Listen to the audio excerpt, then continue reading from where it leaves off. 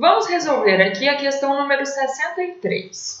Essa questão diz: morcegos usam ondas de ultrassom para capturar suas presas. Quando em repouso, um morcego emite ondas de ultrassom com frequência de 82,50 kHz. O morcego agora começa a perseguir uma mariposa ao longo do eixo X positivo. As velocidades do morcego e da mariposa são de 9 metros por segundo e 8 metros por segundo, respectivamente. O morcego agora emite uma onda de ultrassom e detecta a onda refletida pela mariposa. A velocidade do som é de 340 metros por segundo. Qual é aproximadamente a frequência da onda detectada pelo morcego? Aqui a situação inclui dois fenômenos. Ela inclui inicialmente efeito Doppler, porque nós temos um movimento relativo entre fonte e observador, né? E nós temos também uma reflexão acontecendo, ok? O morcego emite a onda sonora, essa onda atinge a mariposa e ao atingir a mariposa ela é refletida e volta até o morcego, que é quando ele a detecta. Primeira coisa que a gente tem que se atentar é, se o morcego emite uma onda de frequência igual a 82,5 kHz quando ele está em repouso, em movimento ele também emite uma onda de mesma frequência.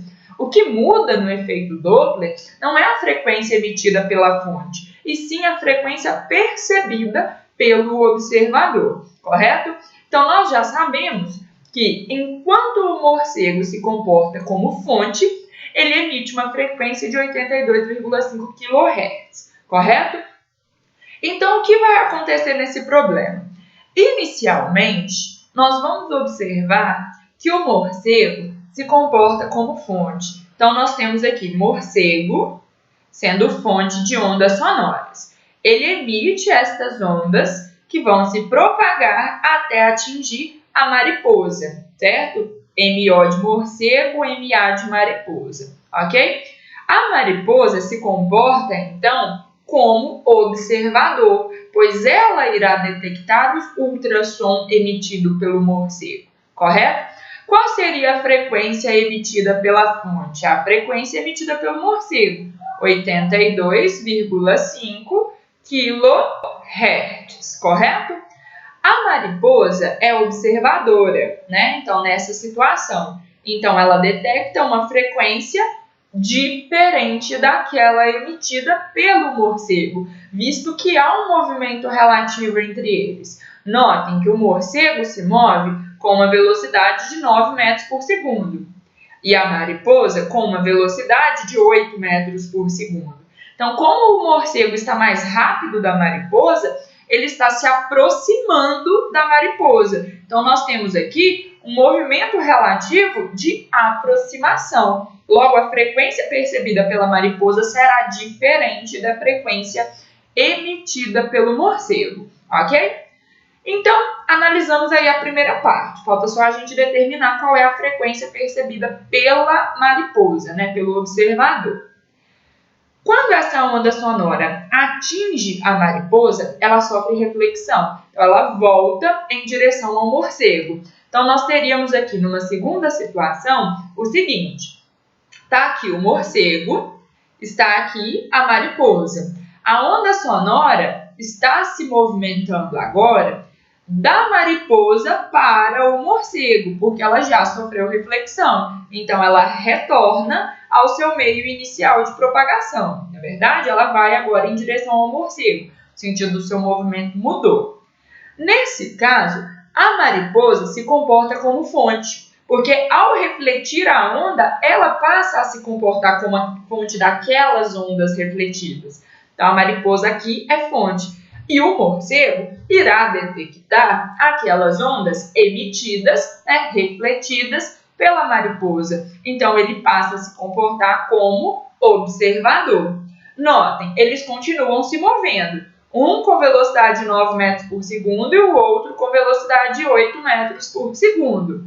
Observem, aqui ainda há aproximação entre eles, porque o morcego está mais rápido que a mariposa, certo? Então, nessa situação, a frequência percebida pelo observador será maior que a frequência emitida pela fonte. Quem é fonte nesse caso? A mariposa. O X do problema, o X da questão aqui, é saber qual é a frequência que a mariposa reflete, certo? Nessa situação, qual é então a frequência refletida, pela mariposa? É aquela que ela detecta. Ou seja, a frequência que a mariposa detecta ao receber a onda do morcego é aquela que ela vai refletir e que será depois detectada novamente pelo morcego, ok? Então, com isso, nós podemos resolver o problema. Vamos começar pelos cálculos associados à primeira parte, que é quando o morcego emite uma onda e ela vai até a mariposa. Nessa situação, nós temos aqui morcego como fonte de ondas e aqui à frente mariposa como sendo o observador. Como a gente já sabe, o referencial adotado é orientado do observador para a fonte, então da mariposa para o morcego, sentido positivo. A mariposa está fugindo do morcego, portanto ela se move para cá. E o morcego está indo atrás da mariposa, portanto ele se move em direção à mariposa. Essa é a velocidade do morcego, é a velocidade da fonte. Essa é a velocidade da mariposa, é a velocidade do observador, correto? Notem que a velocidade do morcego é contrária ao sentido do referencial, portanto é negativa, e a do observador também, portanto aqui é negativa. Com isso, nós encontramos que a frequência detectada pela mariposa, que é o observador nessa primeira situação, é igual à frequência emitida pelo morcego, que é a fonte, que multiplica a velocidade do som, mais ou menos a velocidade do observador, no caso aqui a da mariposa, a gente já viu que é menos, então velocidade do som menos a velocidade da mariposa, dividido pela velocidade do som menos a velocidade do morcego, que é a fonte, correto? Substituindo os valores aqui, nós vamos encontrar que a frequência detectada pelo observador, a mariposa, é igual à frequência emitida pelo morcego, que foi de 82,5 kHz, vezes a velocidade do som, que é de 340 metros por segundo, menos a velocidade do observador, que no caso é a mariposa, que é 8 metros por segundo, dividido por 340 menos a velocidade do morcego, que é 9. Com isso, nós encontraremos que a frequência detectada pela mariposa é igual a 82,5, que multiplica 332 sobre 331. Fazendo esses cálculos, nós encontraremos que a frequência detectada pela mariposa será igual a aproximadamente 82,75 kHz. KHz porque eu usei o valor aqui em cima em kHz também, tá? Então, essa aqui seria a frequência detectada pela mariposa. Ela detecta essa frequência e ela reflete essa frequência. Então, no segundo momento, quando nós temos a reflexão do ultrassom, qual será a frequência refletida pela mariposa ou emitida pela fonte? Será 82,75. Vamos então fazer agora essa próxima parte. Nessa próxima parte, o morcego é o observador e a mariposa será a fonte. Então, está aqui o morcego se comportando como observador e está aqui a mariposa se comportando como fonte.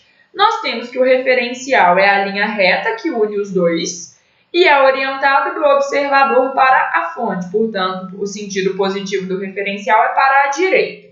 Nessa situação, a mariposa está se movendo para a direita e o morcego também está se movendo para a direita, correto? Logo, nós temos que a velocidade do observador é positiva, porque está no sentido do referencial, e a da fonte também. Com isso, nós temos a frequência percebida pelo observador, que é o morcego, será igual à frequência emitida pela fonte, que é a mariposa, vezes a velocidade do som, mais a velocidade do observador, dividido pela velocidade do som, mais a velocidade da fonte. Ok?